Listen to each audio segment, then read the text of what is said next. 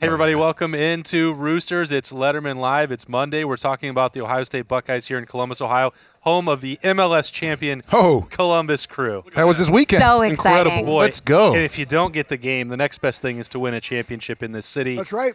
You start construction and the boys start doing well. Check them out. I can't even tell you. Are you a big soccer fan? I am. I cried some tears on Saturday night. That's good. I mean, that was. Braden Beam's a huge soccer fan. I'm very well aware. I know. Man. I know that we're not going to talk about it much more on this show, but hey, the Crew just set the bar Beautiful really high for intro, the though. Buckeyes. It's championship season. We can get 2 championships in 1 year. Go get it right now. Not only that, but this the is Browns, also too. Wow, I know, right? this is also championship worthy. Ooh, whoa, look whoa, at right that. here. whoa, whoa, whoa. Let's pump the brakes on the Browns a little bit. Look at Look this. at that. Ooh, it feels Homage. good, too. Homage. Homage. Oh, there we go. That's Wow. why. Homage and Check it out. Roosters That's collaboration. Nicole. Texture. It's all about Can't go wrong. I mean, Yeah. Homage, you All guys, about is the a texture. local. I admire Oh, and yeah. respect their company so much, and I am a personal huge fan of their apparel. So to have a Roosters Homage shirt is personally a dream come true, Totally. and for Right. the company, we are over the moon excited. And so I'm sad to say, like, I'm wearing one proudly today. I want to wear it like every day. I'm so excited about it. But it's sad. We want to thank all the Roosters lovers out there, as the shirts sold out in 4 days. Yes. Completely sold out. I'm going to auction this one off.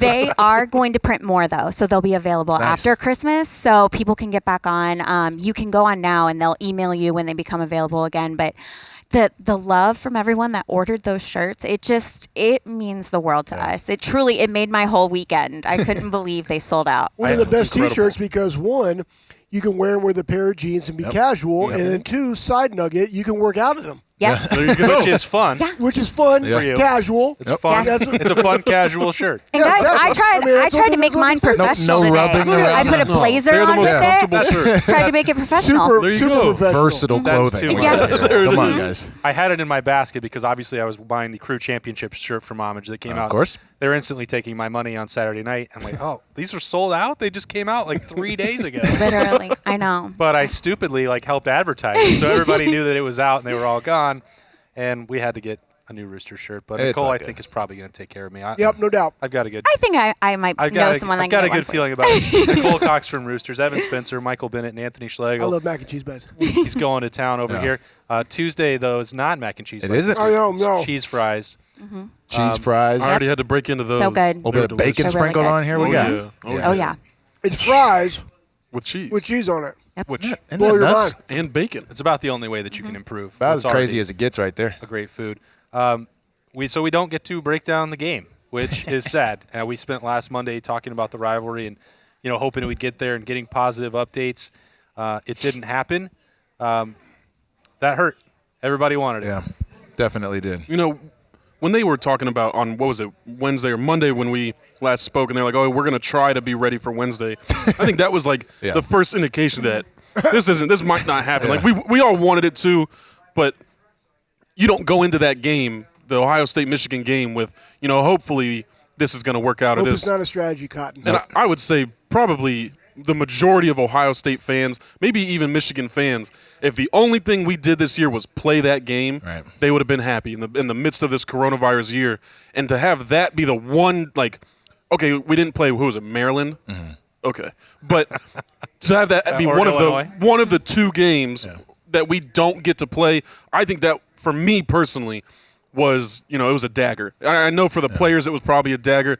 For fans, it was a dagger. It was just, it hurt, and it still hurts, and I'm still, hoping they've maybe in 2 weeks, or, making up stuff in my head, because it seems crazy. I don't think they've I think this is the first time they haven't played in 100 years or something. 1918. I was going to ask when that, because 100 I didn't look it years. up. Yeah. Like, it's heartbreaking. Well, the nuts thing for me is that, I always look at the younger guys when I see that they have 4 gold pants and shit. We got 3, and Yeah. some of the other ones will have 2, 1, whatever. But to know that the senior class or just a class of guys that have been on the team aren't going to have that opportunity to at least have that 4th gold pant. Yep.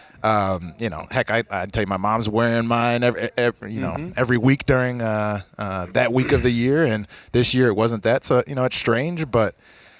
I feel like this year is all just about figuring out the cards that you're dealt and trying to find ways to get a full house some way or another. You know what I mean? So Careers are made, legends are born in that game. And the thing that I still can't stand is we don't know the true numbers. We don't know. And again, I don't need to know names, but I want, somebody to be held responsible for the closing. I mean, if Ohio State comes out and like they talked about with the Illinois game and when they canceled and how they canceled it Friday night of the game just before they flew out. They couldn't make it happen, and then they were already off for an entire week because they had canceled the previous week.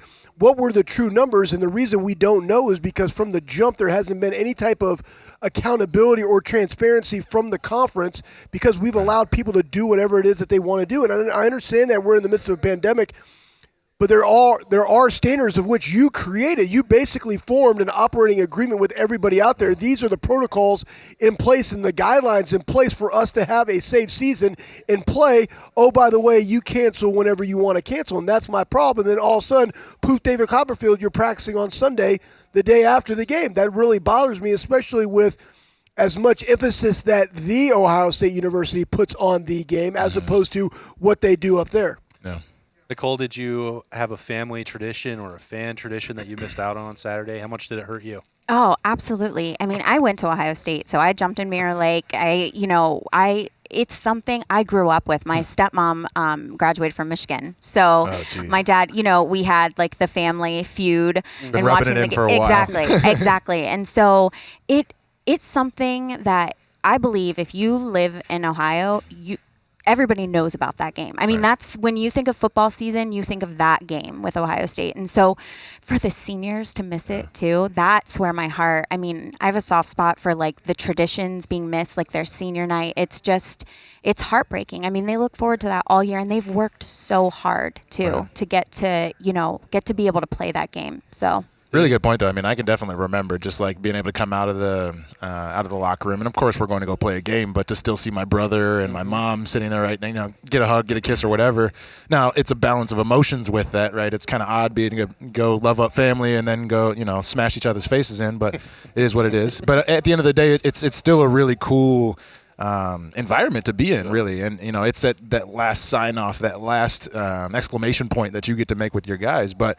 Luckily enough, we do have a playoff system, and the championship seasons now start, and we get to go continue to prove, how good of a football team we are through doing that. But it doesn't mean that it's any less of a dagger, right? And it doesn't mean that the guys aren't going to feel bad because of it. Yeah. Did you get good weather when you jumped into Mirror Lake? Did any of you three guys jump in? I jumped in my freshman year. You did? Instantly got sick. It was gracious, so who else? cold. Chris Carter jumped in. Yeah, it was a I remember mess. trying to hide a couple of you guys. Like, did you guys get in? No, we didn't get in. We didn't get in. You I see figured big old Chris Carter. freshman year, it doesn't matter too much. No, but I'm not going to play much. You got to Freshman do year it. is where It's it the Mirror happens for Lake sure. jump. Yeah. And so I was like, all right, this will be the one time I jumped in. Man, I was sick as a dog for like 2 weeks after that. Admittedly, I was just a spectator, but I was there, and I was there more than once. So Being a spectator is just as fun. well, that's what I'm saying. Yeah, It's I had more a blast. fun, yeah. I'm not gonna lie. It's an awesome Yeah. tradition No, it's at great. Ohio State. It's great. Okay, so they get bad news on a Tuesday, and then you have to sit there and wonder, is the Big Ten going to do the right thing for once with a decision? Are they going to get rid of the 6-game minimum? All right, we know that they did that. Ohio State's playing Northwestern on Saturday. There was no case to send Indiana in Ohio State's place, but they still had to actually do it. So you at least replace the bad news with good news, and this is the way that this whole year has gone, Nicole. And Ryan Day talked about this with the media yesterday. They kind of got used to getting the bad news and adapting and getting flexible. That's what we've all had to do. But this is another opportunity where Ohio State has to respond to some adversity, and because they didn't get a Mirror Lake, they didn't get gold pants. Those are things that are important to them. But they have to shift gears because now there's no other chance to ease back into it. This is a championship game on Saturday. Yes, I think I felt good about the fact that they would get to play in that if we didn't get the 6-game minimum. I mean, during same. the Indiana game or Michigan State game, they were talking about it on the television, just how they would make an exception because Ohio State has so many fans. I mean, we have to remember too, it's a business as well. From a tradition standpoint, Roosters, our business wasn't as great because people weren't having, their safe group of 10 over, or, I mean, luckily we still got so much support from the community, but there wasn't being able to watch the game inside the restaurant, that excitement. I mean, we usually dress up, like we have like themes all week long. And so, but I think the guys are going to be ready. I think the seniors are going to be ready, just like they were after the last couple games. We haven't been able to play. And so I think the offensive line, we were missing all of them for the Michigan State game. And so even if we still are going to be missing a few of those guys, I do feel I was very impressed with how the younger guys came in and played as well as they did. Now, obviously, Northwestern's better than Michigan State, but I feel the excitement of being in this championship game and getting the opportunity that the guys are going to be ready to go. The interesting part of that, Nicole, is like Northwestern has had a better season. They also lost to Michigan State, which was a real puzzler. Yeah. So, you look at this game, and if Josh Myers comes back, as you mentioned, when you're talking about the offensive line, Thayer Munford and Nicholas Petit-Frere, Tuff Borland on defense, Josh Proctor, we have to assume, and everything that we've heard, is that these players will all be out of that protocol. I don't know for fact that the Big Ten has adjusted to the CDC recommendation for quarantine. Doesn't matter. First outbreak 3 weeks ago, those guys were back at practice. We know Borland and Proctor were last week. This is a big deal. You're going to get a full-strength Ohio State on Saturday. That's not good for Northwestern. No. It really isn't. But, I mean, like, at the end of the day, like, we had some young guys there, and we saw how young they looked in that football game, right? But then now they had a chance to go out there and play in live bullets, right? So, again, you're recruited at Ohio State for a reason. So you do have – I'm not going to say there's an athletic difference. In most cases there is, but in some, right, it's just a maturity. You got to get out there and have some plays to fail a little bit, right? You got to almost snap it over the quarterback's head a few times to understand, hey, hey, tell me my cues while I'm behind the bench snapping next time. And that thought process becomes infectious, and then it, results in good play. So, I think that no matter if we have – a lighter staff, a lighter.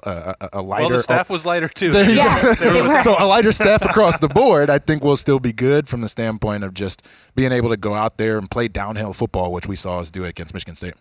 I think mentally the guys will be fine. I think the missing the Michigan game and just this whole year in general, that'll be something that kind of hits you a little later on. But the coaches do a great job of keeping you focused on that next week and the next opponent. And my whole time there and just in football in general, you're kind of just drilled to not worry about what happened in the past. It's the next play. Most important. Next play is most important, and they're very good at that. These guys are going to show up to Northwestern, and they're not going to be thinking about Michigan. It's done. It's dusted. Right. It is what it is, and they'll ruminate on that in a couple years and be upset about it. But right now, it's about Northwestern.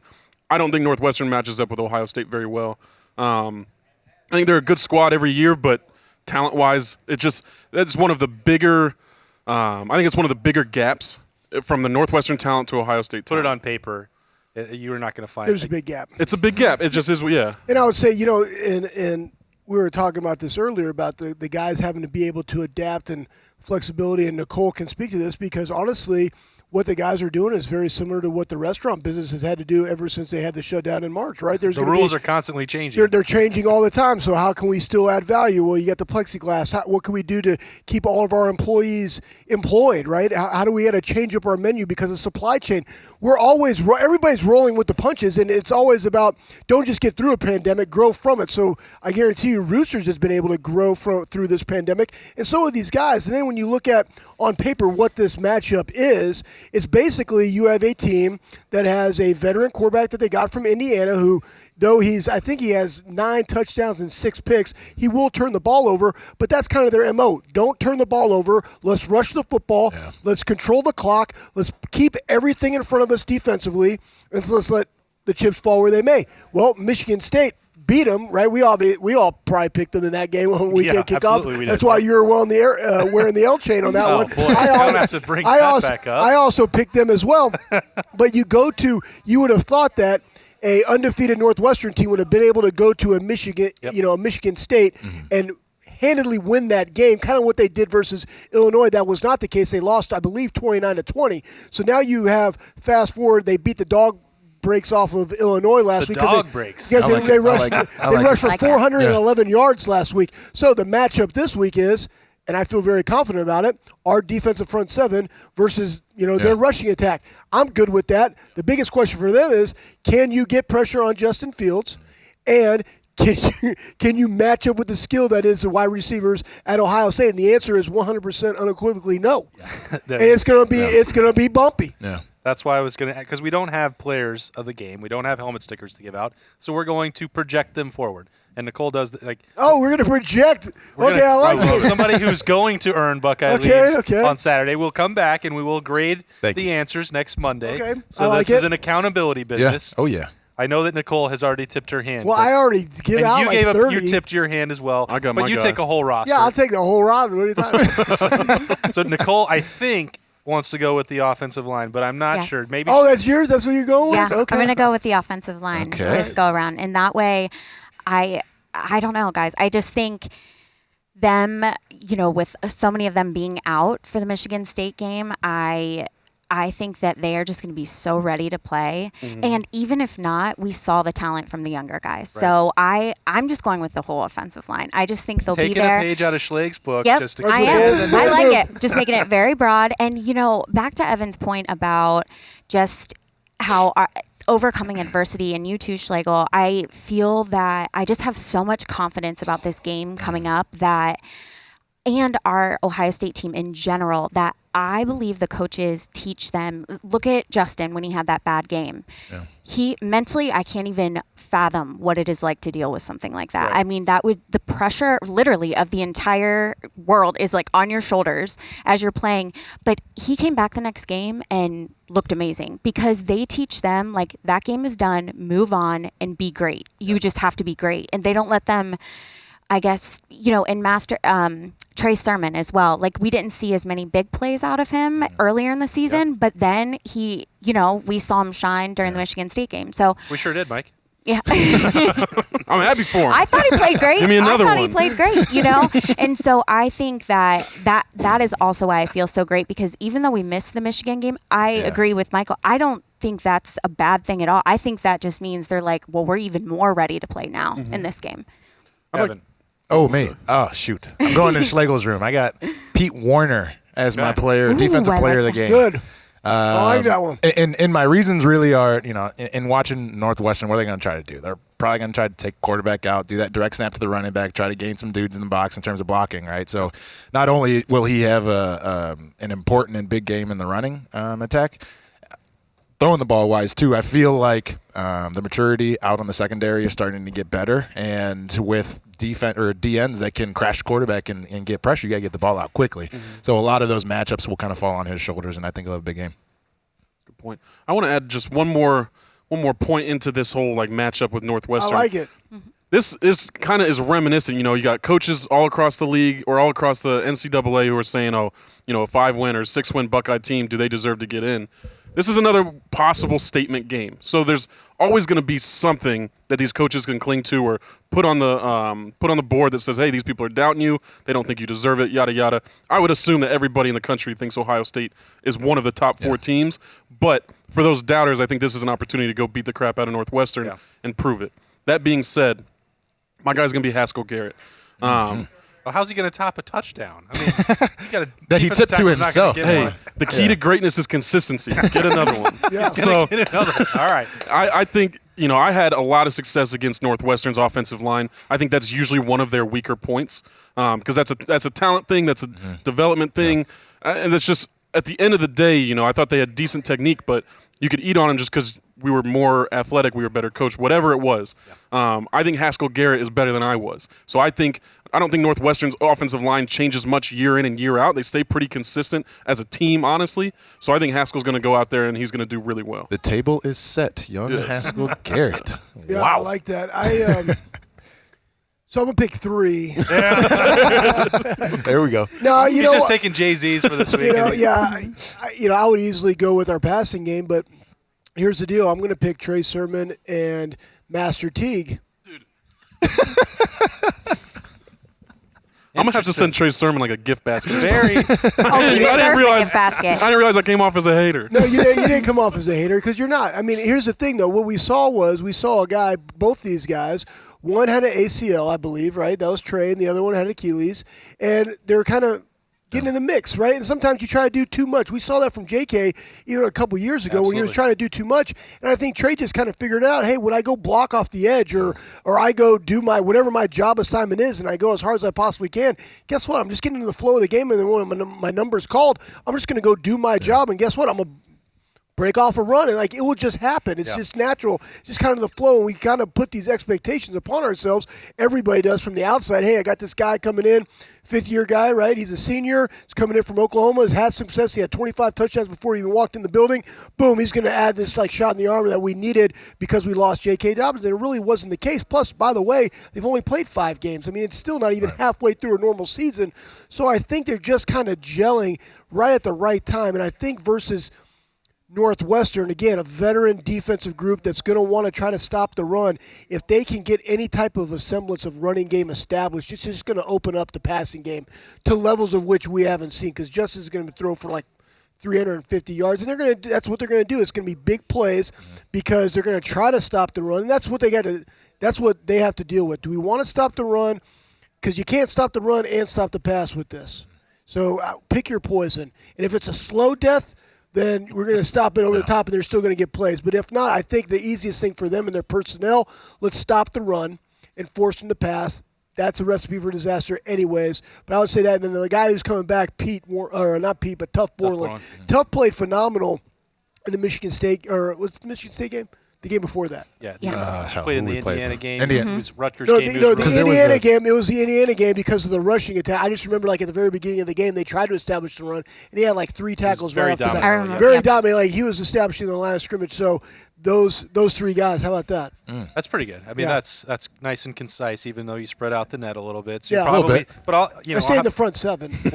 we'll have to grade all of those guys now Yeah. because you've taken Okay. yourself out. Yeah. Thanks for giving us more Yeah, work. he got a lot of accountability here. Yep. And what else is going to make that passing attack open up, Schlegs? The fact that Justin Fields is willing and ready to run. He can. It's yeah. championship season. They don't hold anything back in the offense. You saw that whenever 10 days ago against Michigan State. Sometimes it's plays breaking down. Sometimes it was design. Sometimes it's keeping with the zone read pull. He's ready to run. Yep. And he's a fresh guy. He doesn't need the reps of the season that maybe some others may have in that defensive secondary. That's why I think that this sort of is it an advantage? Is it not an advantage argument? It sort of depends. It's a mixed bag.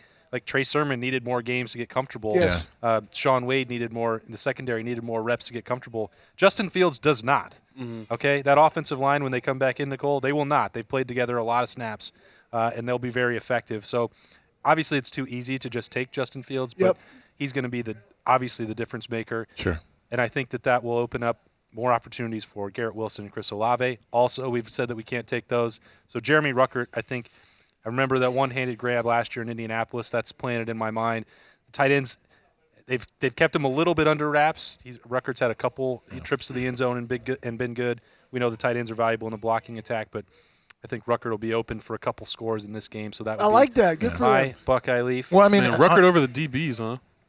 Well, I mean, on Justin's case, right? Think about what he had his job when we went to go play Michigan State. Hey, we don't have any linemen. Go beat them. Yeah. You know what I mean? Yeah. Go be a better athlete than the defense you're playing against, and we saw him do that. Now, was it slightly different than the Justin Fields we probably saw in some of the other games? Yeah, but now think about the film that now is on tape, right? So he's diverse, but now we saw him win games 2 different types of ways. So, let's look out. Yeah, good luck, Northwestern. So that means Nicole has a score that's going to be whatever she said last week. That's what Damn, the score I of the could come game up with was a going to score. be. So we I know said, that. 72-15 or Bust out something? my Yes, calculator. for Yeah, Michigan. I said I truly 73 believed that. 14. Yeah, I like I it. felt great about that pick, guys. This week, I don't feel as great about this pick, but I have a good amount of confidence in it. Okay. So I'm going to say 63-27 Ohio State. 63-27. High scoring. That's game. bumpy. Wow. Evan, you Shootout. have more time to work on yours. We just do Nicole's in the front of the show. Yeah. She has a Okay. she has a real job. Okay. She doesn't stay with us Good. Fair. throughout the whole Yeah. show. 63-27. That's good. I like it. All right, Nicole, gift Okay. card season still in effect. Yes. Yes, and again, a huge thank you to everyone who purchased these homage shirts. And guys, I don't know how I forgot to say this in the beginning. The other greatest thing about this shirt, even though we're, being partnered with Homage, the, local icon here, we 15% of every sale goes back to the Roosters Foundation, which right. we Nice. help, local charities. We also are a big supporter of the Buckeye Cruise for Cancer, benefiting the James Cancer Hospital, and just a way for us to give back to the community. So that's very exciting piece. It's the shirt that keeps on giving. Am I not mistaken that Roosters gives over $1 million a year to We local do. charities? We Yes. put $1 million Proof a David year Copperfield. into the community. We have a fun card fundraising program That's awesome. that raises over $1 million for local sports organizations. And it's guys, we want to support the people that support us. I mean, right. it truly is. It's the only way. It's how it works, and it feels good. And so we're excited about those shirts. Yeah. They'll be available again after Christmas. So. Okay, good. And the game day posters, I'm not sure if we've even brought this up much on Letterman Live. This is the only location where you can get the Sammy Silverman game day posters. that which are amazing. Roosters partnered with us. 3 of those, they were printed and the game didn't get played. So let's hope that this is one of the ones where it actually follows through. It did. It was printed. It's Yeah. here. Yeah. Yes, They're all and it here. looks amazing as always. And a huge thank you to Sammy. I mean, I'm time. just He's awesome. As good as it gets. So those are here at Roosters on Olentangy River. When we're not here for game day, you can come get it here. Get your meal for Big Ten Championship Saturday. Nicole, anything else before you leave us? Just to thank you guys for having me, and I appreciate it. And thanks to all of our guests. Bucks. It's been a great season, guys. I've loved doing this, so thank you. Thank you, Nicole. You're the best. That's Nicole Cox. We'll be right back here on Letterman Live, brought to you by Roosters. Roosters is one of the unique companies that we deal with. They're involved in everything we do, from our personal foundation to also the Cancer Research Fund. And that's from the Buckeye Cruise from Cancer to all the events leading up to the Buckeye Cruise. They donate back to different organizations that are near and dear to their heart, and we're so fortunate to have been with Roosters now for a long, long time. All the folks at Roosters are just genuinely kind folks, and they want to make a difference. Thank you, Roosters Foundation. Thank you, Roosters Foundation. Thank you, Roosters Foundation. And we're back. Let's go. Letterman Live rolls along at Roosters. And Mike, you brought this up early on. I know that you have a lot more to say about it, but I was hoping that you wouldn't dive right into it. You talked about Dabo Swinney last week, bringing up talking about the schedule. Dan Mullen, after it losing again, making another excuse for an embarrassing loss. Oh, Texas A&M, you lost. Oh, well, please bring fans into our stadium. That's why we lost. And then you throw a shoe and you lose to one of the worst LSU teams that anyone has ever seen. And it's someone else's fault now. Well, I guess we shouldn't have played the games. Listen, man.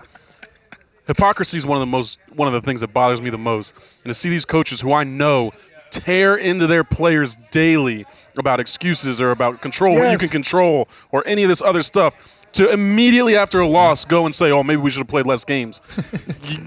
That guy, I got words for him. And then Dabo, I don't even want to talk about Dabo because he's just, I think if you're an Ohio State fan, looking at Dabo Swinney hurts you.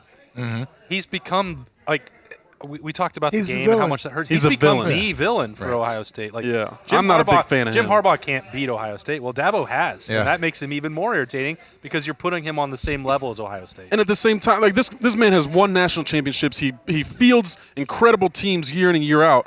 You lost. You lost to a Notre Dame team. That's tough, man. That's how it goes. Ohio State hasn't lost. Ohio State looks better than you, or at the very least as good as you, with no losses. This is a pandemic. It sucks that we were part of a Big Ten conference Big time. that got it wrong, that didn't set us up to have as many games as these other conferences. Control what you can control. Ohio State went out there and controlled what they could control, and they do it week in and week out.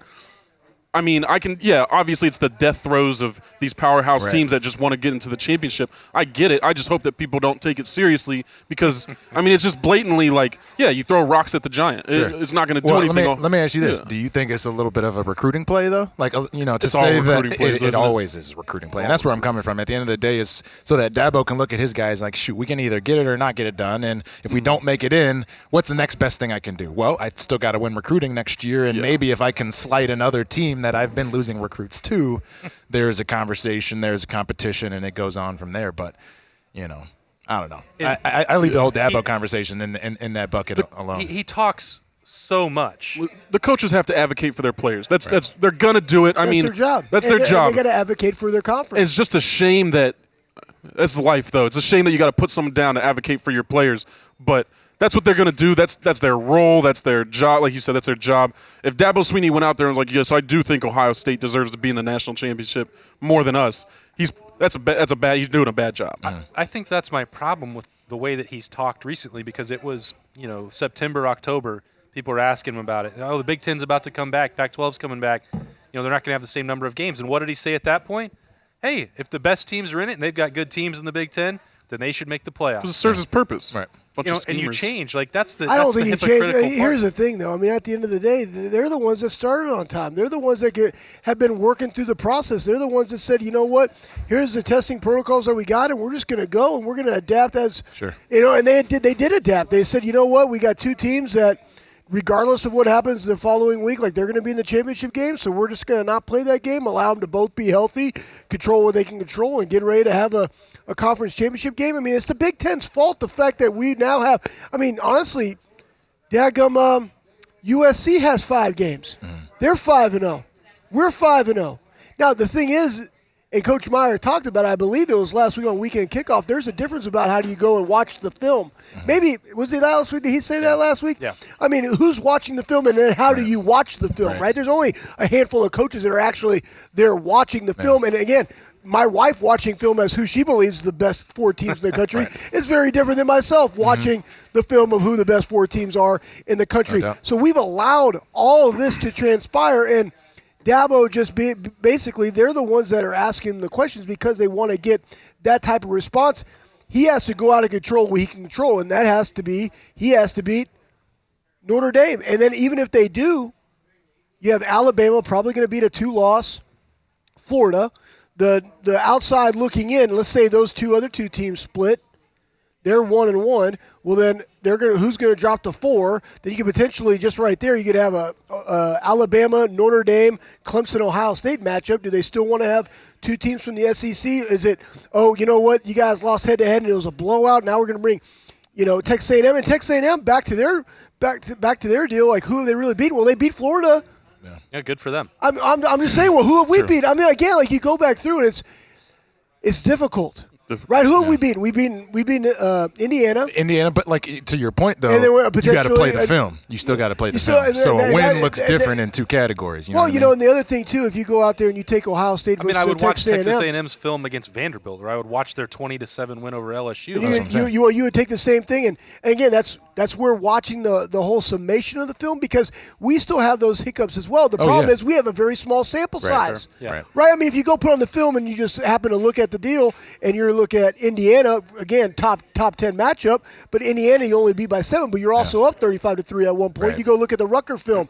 You were up big time on them, but then you let it get away. Like, why weren't you able to finish that game? Put some respect on the name. They just beat Maryland again. They should have been a 4-4 team. Well, I'm just saying. Give them an S. So there's a lot that goes into it. So what we have to our value is we have talent and we have brand. That's what it is. What year was that where UCF thought they deserved a shot at the national championship? That was a couple years ago. A couple years ago, right? Undefeated. One of the only undefeated teams in the nation, and they got crossed over by a bunch of teams that had 1 loss or 2 losses to get in. Why? Was it strength of schedule? Strength of schedule, and because you can look at them and say this team can't compete with these teams, and that's just what it is. Like you talked about USC. I haven't watched a USC game. I'm going to go ahead and say they probably don't look like Ohio State. 100%. I get the whole. I mean, we've talked about it on this show. I get the whole 6 games is going to be hard to stomach for teams that played 10 games. That's going to be hard because it is without a doubt an advantage. Right. But at the same time, like as a fan, as a competitor, wouldn't you want to go against the best for the national championship? I would expect people would want to knock down Ohio State. Right. And by like watching film like what we're talking about, like, hey, put the film on that's not the wide where you see all the receivers and stuff, where it's just the front 7, right? Offense and defense. And watch guys get moved. Watch the line of scrimmage, right? Like, is it getting pushed to the defensive side and the offense is just 3 yards, 4 yards, and plus every play? Or is it a stalemate and they got some trick 'em whatever to get some yards, right? And that's how you can honestly start to break down, okay, well, yeah, sure, a whole bunch of wins. Is this team quality enough to play some real dudes dudes who could put up, a couple stalemates that you weren't expecting. And in those moments, that's when you got to be like, okay, well, I've looked at Ohio State, and sure, they let a couple up against Indiana and a couple up against other teams like Rutgers and others, but at the end of the day, when that throttle was down and watching those guys move the line of scrimmage, that's why I want to put that team in, because that is going to be most competitive across the board. When you know ball, like a lot of people do, not just the players and not just the coaches, when you know ball and see that, you got to include those teams. You just have to. I guess the other part of it that just struck me the wrong way with Dabo was like his case was built around you play the games and he brought up 2017. He's like, well, you play a lot of games, you might lose one. It's like we lost to Syracuse in 2017, and he said this is not me. I'm not talking about what his team did. He brought it up. Oh, we got upset, but then we still made the college football playoff. All right, then what was the point of playing all those 12 games? The playoff committee was evaluating you at your best, and not that you lost to Syracuse. How would that be different? Why would Ohio State playing 4 or 5 more games make a difference if you're saying that your one loss when you got upset didn't matter? Like, he undermined his own argument. Right. Health. I mean, I think it comes down to it wears on you week in and week. Like 4 games is a lot of extra wear and tear on the body. When you get to those bowl games and stuff, you're not going to find a team that has a healthy. They'll field their players. Not all of those players are healthy. I would say the majority of them have some kind of ache or pain, and some guys more serious stuff. And so he's going through a full. Man, you put me in a position where I'm advocating for Dab. How dare you? I guess that's the question is the way you're like, do you think that he was looking at it as a competitive advantage for Ohio State? Because in my mind, like Ohio State is pissed and frustrated and upset that they didn't get to play. Yeah, like, and they can't control They that. were trying everything in their power to not let that be the case. It's a pandemic. Exactly. Ohio State ran their conference. Their conference made whatever bad decision they made early on this summer, and you're going to talk about Ohio State, it must be nice. Like, nobody wanted this. You got seniors all throughout the Big Ten who got 6 games in their final season. They missed their rival game that's been going on for over 100 years. You're going to say, oh, it must be nicer. It doesn't qualify them or whatever. And like I said, I get it. You know what I'm saying? I get the difference between 6 games and 10 or 11 games. It's clear. But Ohio State is one of the top 4 teams in the country, and if you're Dabo, I mean, he's doing his best because I'm assuming he might be a little worried about Notre Dame. Yeah. If you lose to Notre Dame twice, you're not getting in. So, throw shots at the team that has 6 wins. Yeah, I would also say, too, Ohio State would gladly have those extra games because that's what they wanted. They want them and they needed them. And that's where, pros and cons of playing 5. And we had it this year. You lose all the guys that they lost to the NFL in the secondary. You have a brand new defensive coordinator, co-defensive coordinator, and Kerry Combs coming in. Wouldn't he want more time to figure that out? Without a spring ball, without a real training right? camp. Like, I mean, again, those games that you play, even though it may be against the Purdue, right, or the opportunity to go play and really test your mettle versus probably the third best team in the Big Ten right now, I would say behind Indiana, is Iowa. Not necessarily Northwestern, but Northwestern got Iowa early. Yep. And Iowa is playing really well. They play really good defense. They do exactly what it is that Iowa does. But to have those type of matchups that build the character, and then you can go back of like the what-ifs. I mean, 2015, it was only 1 loss. It's probably one of the most talented teams that we've ever had here that didn't make it to the college football playoff. One that I'm sure that Urban is still pissed about because that was the one that could have back-to-back, right? So you have all these different things, and it all goes back to woulda, coulda, shoulda, what-ifs, etc.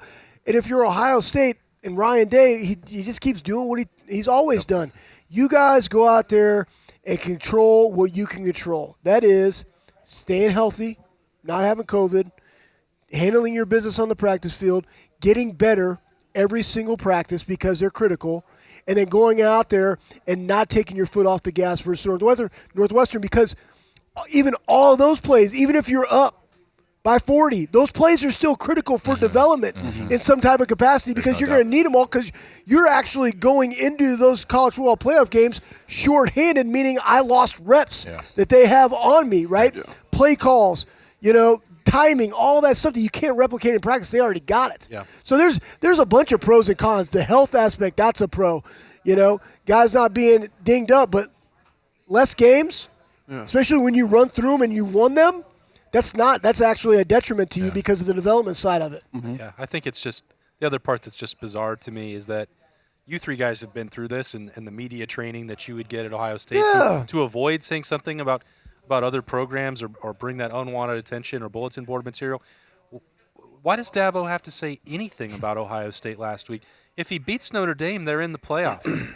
Yeah. Just say none of that stuff matters because you're going to handle your business and try to win the next game, and then whatever happens, happens. To try and diminish somebody else's resume when you can still get in the playoff on your own merits is just bizarre to me. To me, I think I'm surprised Saban hasn't said something. I would expect the top 5 teams to be taking shots at Ohio State, because they have to. Ohio State looks too good and has an obvious problem with playing too few games. That's it's easy. It was annoying for me. The biggest annoyance was the Florida head coach coming off the field, and one of the first things he says is, "Oh, maybe we should have played less games. You're a loser. You suck." Like I got no time. Yeah, for no Florida. respect for that No, guy. I got no respect for that. I know. None at all. You didn't say, "Oh, we could have done this. Maybe I shouldn't have sat my tight end. Maybe this, maybe that." It's, "Oh, what about Ohio State?" Like, Maybe we should have thrown a shoe. Maybe we should have done that. Maybe we should have some more discipline. Yeah, right. Exactly. I mean, but that goes back to control what you can control. Like all they had to do is go out there and control the game and win the football game. I guarantee you, Ohio State wish it played the other 3 games that it had, Yeah. and we're going in here 8-0 because there wouldn't have been any doubt. No. And they would have got better in those 3 games. It's not like they were going to be, underdogs in those games. I mean, they're going to be 25-point favorites. I mean, like, what are we talking At the end of the about? day, it's arguable to say this, but we were part of the main reason why the Big Ten had a season to begin with, right? So it is no slight on the players for not wanting that. Clearly, that isn't the point. But we want those times, we want those experiences, and we want those plays. yeah. All right. They get their opportunity. Ohio State, if they win on Saturday, they are going to the college football playoff. There's not going to be any disagreement about that from this table. Maybe there only will be in Clemson, South Carolina, or College Station. Yeah, they got the smoking pig, Texas. though. But, It's pretty good barbecue down there, Clemson. That's the game changer. It's real. I've been there. I was like, ooh, buddy. I might have to check that out. It is Yeah, I'm about to legit. say. all you're doing is saying nice things about Clemson. Yeah, I know. This is your fault. You've put us in I'm always position. a nice guy. I mean, they also have striking machines. You know what I mean? Like, hey. Oh, there it is. I mean, I thought you guys might have more fun talking about Clemson than Northwestern, but No, I like talking about Northwestern. Yeah. What do you want me to say negative And about Clemson? I like saying bad stuff about Clemson. I Yeah, do. you do? Clemson broke my heart. I think it was our junior year. Well, Man. I broke my leg that game, so I was medicated by the time the game was over. Was that the Orange Bowl? Was that like 31 a little fuzzy to at the end of that No, one. no. That was the Orange Bowl before that? Yeah, Billy Brown broke your heart is what. I don't remember it very man, well. I've that already was pushed that Sammy memory out. Watkins? Was that Sammy No, Watkins? It was Sammy no. Watkins. Sammy Watkins was what broke. Sammy Yes. Watkins. If Philly It was doesn't- just that quick, if Philly that quick doesn't bubble drop- screen. If he doesn't drop Couldn't the stop punt, it. if No, Philly doesn't dude. drop the punt, the game's over. It was Sammy Watkins. Sammy Watkins. freaking Watkins. And Hey. whoever the linebacker was that hurt Braxton. Yeah, no, that was bad. That game deal. was- bad deal. That was tough, man. That was that was my first exposure to Clemson. I mean, I come from understanding the Woody Hayes saga, and Clemson put him out of commission, and then they just after they lost us, I was like, oh, cool, Yeah. the teams that come behind us have another opportunity. Nope. 31-0. So Bumpy. I got nothing good about Clemson, man. Again, that's why I thought we might have more a more illuminating more of that conversation. I did conversation? want more of that because I certainly if Notre Dame gets that job done, then we won't get to talk about Clemson for the rest of the year. We have to take advantage of it right now. Northwestern, Ohio State, noon Sure. Saturday. Yes. What's going to happen, Schlegs? Okay, man. Here's the deal. You want me to give you a score? I do want to score, yeah.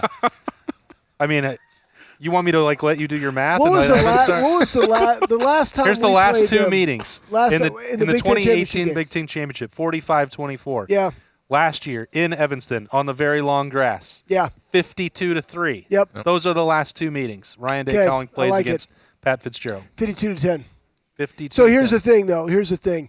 This is going to be a, very inspired. And honestly, tip of the hat to Pat Fitzgerald and his staff for what they've done. Matter of fact, their head strength coach really hasn't been there this year because his wife's battling cancer. He's actually from Dayton, Jay Hooten. Phenomenal guy. I know all of their guys there. Plus, they lost Coach Orozco earlier in the season. He was at Eastern Illinois. Anyways, they've been playing inspired football. I was disheartened when they lost to the Michigan State game because I really wanted an undefeated top 10 Northwestern coming into this matchup. However, they just do not have the firepower. We are talking about a bunch of Reese Davises. Yes, they can beat some teams when they have to beat them, right? They can because they're disciplined. They care about each other, and they have a culture of toughness, and they actually have won there. But it's different because they are playing a supremely talented Ohio State football team on a neutral field where the grass cannot be 5 inches long. That being said, they want to be able to run the football. Our front seven has shown that they can stop the run. Our Achilles heel has been the pass, but we haven't played anybody that can pass the football ever since Indiana. So if you're like, all right, are they going to be able to stop the run? The answer is yes. Probably to the tune of maybe they rush for a 150, 175 because they're going to try to keep doing that the entire game. However, Ohio State's offense, they're averaging 535 yards. They're only giving up 14 points for Northwestern is, but I still think it's going to be a big-time number. Okay. 52-10 from Schlegs. Yeah, Evan. I like that one. I got 31-13. Okay. 31-13. But at the end of the day, really, all of my lowing score numbers just come from. I feel like we're going to do our job offensively, but I do feel that there is a little bit of chip on the shoulder from Northwestern side, right? Pat Fitzpatrick Fitzgerald. Fitzgerald gets his All guys, those Fitzes. Yeah, I know. Right? Gets his guys ready. They just call him Coach Fitz, Just Fitz. and he's an unbelievable head coach. That's what I'm saying. Incredible. He gets his guys to play pissed off better than most anybody else that I've seen. And when you do that, sometimes you're able to make some stops on defense. So that's what I got. I love that both of these guys referenced just the coaches at Northwestern because when I was coming out of high school, my top teams were Ohio State and Northwestern, and then I was like, I want to go to the NFL, so Yeah. Ohio State. But the coaching staff at Northwestern gets their guys ready. yeah. They're great coaches. They fire them up, and they do what they do. But as Schlegel said, they just don't have the same talent as Ohio State, and particularly this year. I mentioned it a little bit, but I think it's a statement game. And I think Ohio State matches up very well against Northwestern, and I think they've got something to prove, some coaches to shut up. And just in general, they're going to be hungry. They haven't played very many games. Each, as a team, they're going to be hungry, and individually, guys going to the NFL are going to be hungry to show what they can do and what might be one of the last 3-4 chances they have. Yeah. Guys who are coming back need to get better and need to show that they can step into a starting role next year. So tons of reasons for Ohio State to go out there and wallop them. I'm going to say 59-7. I like yours. Spencer over there gave me a good one, but I think 59-7. I just think they're gonna really bring something to Northwestern. He was really close to that 2014 59-0 right there. He almost pulled the trigger. It's tempting, but the DB. And you know what? I don't necessarily think they actually need that type of performance. They don't. But what it does is, again, I go back and I look at the seeding. And if you do have a split between a Notre Dame and a Clemson, and they only move one spot, and they got a 2 and a 4 being the third versus, again, I don't think they'd have a rematch between those two teams for a semifinal. So it'd be a lot easier to swallow to go up there and move them to 3. If Notre Dame does win, you're obviously going to be right there. I don't want to be leapfrog. I would rather have an A&M or whoever that other team would be have to come in and play, Alabama. But here's the thing, though. They might be like, well, we're going to allow them to jump Ohio State so they don't have that Alabama Texas A&M matchup in the first round. And the larger the win. That would be such a cop-out, because they already lost 56-24 I agree with you, but they're the ones that are sitting right there predicated upon what Florida did already. So, again, about matchups, I want the road, the easier path. The easier path is us versus a Notre Dame in that semifinal. Without a doubt. That's the why. Now, can I think we can hang with Alabama? 150%. Yeah, man. Give us Alabama in that semifinal. I was there in 2014 as you guys went. Let's do this. I still remember everything that went into that game, and I walked 60,000 steps that day. I'm watching Evan throw passes to Michael Thomas. It was amazing. Still one of the best passes I've ever seen. seen. I talk about Evan in that game because as a difference maker, because he was the captain. He was probably the number 3 wide receiver. But when it mattered the most is when Evan showed out, and that was on actually the one play, the onside kick is to me the one that stood out the most because we practice it all the time. Yeah, top bottom dog. He also got a blocking. He also got a 2-for-1 pass. Yeah. And that's what I'm saying. But I had a point to prove. Threw a touchdown pass, had a block that sprung Zeke, and then he had. But again, it sealed the game, right? I mean, and there's dudes right there, and he high pointed, something that we do all the time. Anyways, I still remember that game. However, I want to see that. I want to see that in the national championship game. They screwed me out of that first catch the second play of the game too, but yeah, whatever. Nobody's counting. Could have got crazy. Nobody's counting. Could have got crazy. Hey, I mean, we're back in that cycle. It's Rose Bowl and Sugar Bowl this year. Alabama's the number 1 seed, so that game will be in the Sugar Bowl. If Ohio State doesn't move up to 3, which they should with the win, I think Hey, you guys give can it- think of give it worse to things. us. 1-4 against Alabama again in the Sugar Bowl. That'd be amazing. Yeah, I we're think good. Incredible. I think that'd be bumpy. Let's ride, baby. That would be bumpy. That'd be damn bumpy. No doubt. Ohio State will win 56-14 on Saturday over Northwestern. What did I say? 52-10? 52-10.